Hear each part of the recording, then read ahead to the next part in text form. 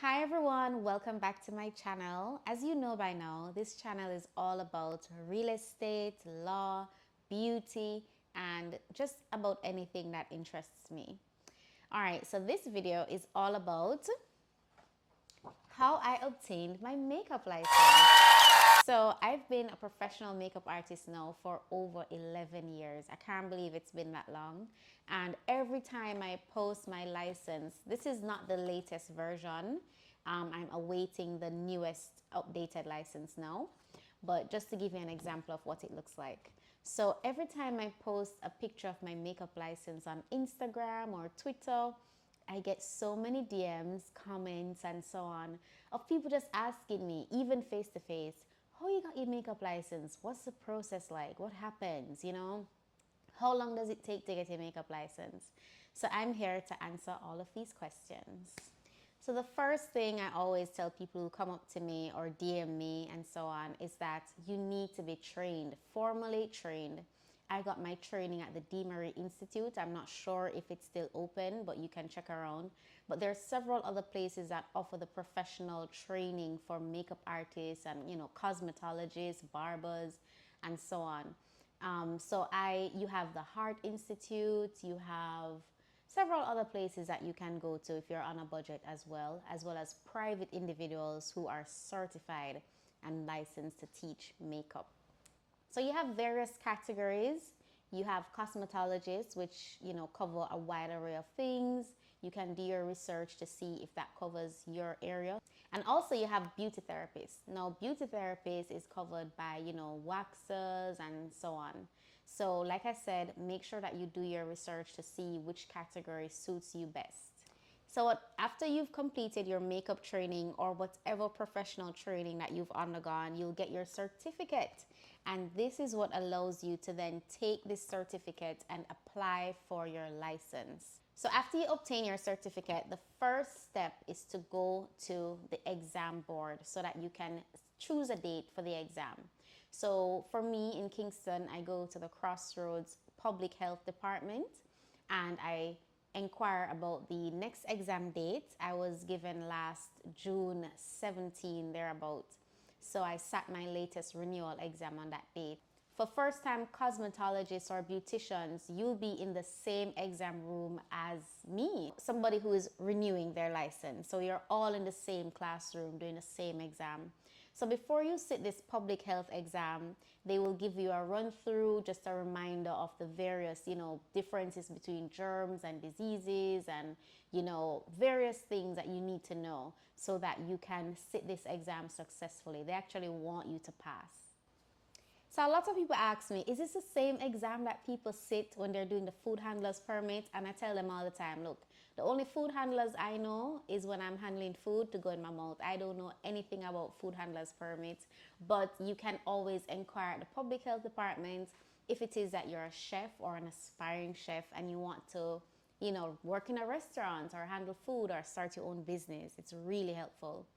So back to the exam. So let us say you've successfully completed your exam. There's a certain pass mark that you must attain in order to move to the next step, or else you'll have to resit that exam. So after you get you're successful getting your exam results and you have passed, then you go ahead down to the Kingston and St. Andrew Municipal Corporation in order to pay for your license. Now, you will have some time between the date that you receive your exam results as well as the pink card. So when you sit that exam, you will get your pink card.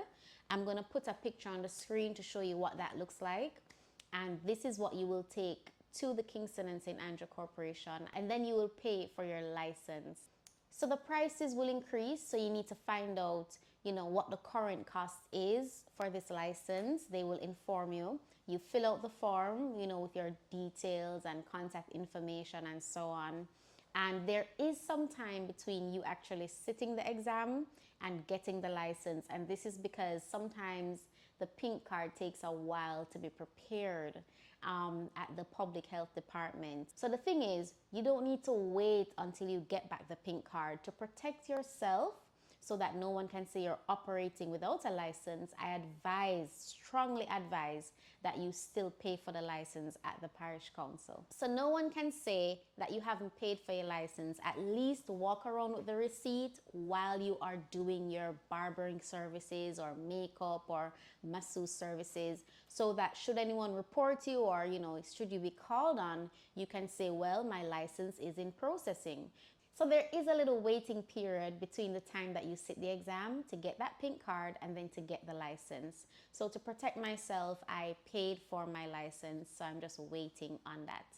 All right, so what you're gonna end up with is this version here that you can frame, put in your hair salon, barbershop, or anywhere that you so desire, so that everybody knows that you're licensed. Yes, there are a lot of people who are practicing without a license, and some people are even surprised when they see me post my license, because they're saying, oh, I didn't know that we had an American system. I thought that was only for America, that you have to get a license to the hair and makeup and stuff. But no, it actually does apply to Jamaica as well. The thing is, you don't want to wait until somebody has reported you for you to then try and get your license, because you can find yourself in contravention of the Public Health Act, and then before you know it, you're dragged before the courts. So you want to protect yourself, get licensed. Here's a quick update just to show you guys what the recent license looks like. Since making that video, I collected my updated license. And just to remind you that even though you may be self-taught like myself, you still have to undergo the formal training in order for you to collect your license, because you will not be able to get it without being formally trained. All right, so I know many of us in Jamaica are so talented, but I just want to add that you have to do the formal training, guys. And then after that, you, of course, go down to the Public Health Department, select a date for the exam. There's a small fee that you have to pay for the exam. And then you pass that exam, collect your pink card. Yes, it might take a while, but keep following up with the Public Health Department and pay for your license. Remember to follow Mickey MUA on Instagram. Here is a recap so that you guys can screenshot and just remember what the steps are for you to get licensed. Don't forget to inquire about the current fees, because at the time of making this video, the fees may or may not have increased. If you have any more questions, please feel free to comment below. I'll see you in the next video very soon. Bye! Because I just ate. Okay, you think welcome back to my channel sounds fake? Oh, I forgot my intro. As you know. Your shirt. Set the belly.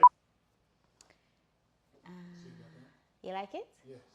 Do I like makeup training or whatever